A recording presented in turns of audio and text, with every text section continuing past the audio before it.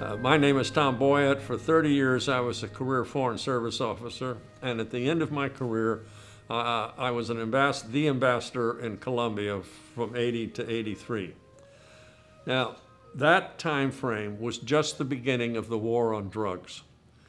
And the drug that we were fighting was marijuana. I know that that sounds crazy today, but in 1980, marijuana was a threat to the United States in the judgment of the Reagan administration.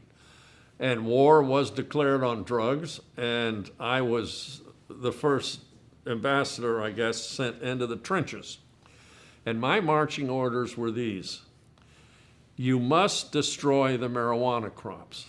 And to do that, we're going to supply a drug called paraquat. Paraquat, you understand, is prohibited in the United States because it is so dangerous and damaging. But nonetheless, internationally can be used. And your job is to find a way to spray those crops of marijuana with paraquat and put the drogueros out of business. And so I thought about that. I convened meetings, and we concluded that the only way to do this was to make an alliance with the Colombian army, because they were the only institution that had the troops, that had a serious command and control system. They had some helicopters. I didn't at least know how many, but there was no other way to get this done. We couldn't hire and train our own people to do something that fast in a short time frame. So for 6 months, I negotiated with the Minister of Defense, who was the senior general in the Colombian Army. It's General Camacho Leiva. And eventually we came to an agreement. And the agreement was that we would supply 50 Hueys, helicopters, to them, and they would do the work.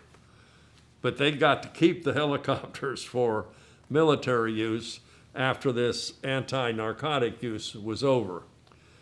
And so I tried to obtain 50 helicopters through normal military assistance channels. And the answer was no, no, no, no. And so, fortunately, Frank Carlucci, a Princeton pal, was the Deputy Secretary of Defense. And I flew up, saw him, and I told him the story, that these are my marching orders, and this is the only way we can get it done, but we can't get the damn helicopters. And he said, I think I can get you the helicopters. And he did. And a lot of them came in drips and drabs from National Guard units, but we got them. And so we reconfigured them so they could spray with paraquat. And it took some time, but within maybe 2 growing seasons, maybe 8 months, something like that, we had put a major dent in marijuana production. Here's what the results were: unintended consequences.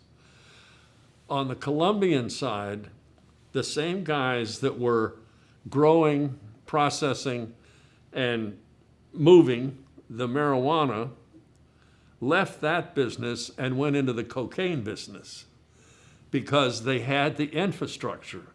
They had sicaros, they had thugs, they had weapons, they had planes, they had boats, they had bribed officials. All they did was change the product from the one we destroyed to one that we're still trying to destroy today, 40 years later. That was impact number one. Impact number two was that the growth of growing marijuana basically shifted from the northern part of South America to the national parks of the United States, particularly in California and Kentucky. So we had won the battle, but lost the war. So you've got to be careful when you make foreign policy, and you've got to think it through and then face the unintended consequences that arrived. And we had trouble facing that.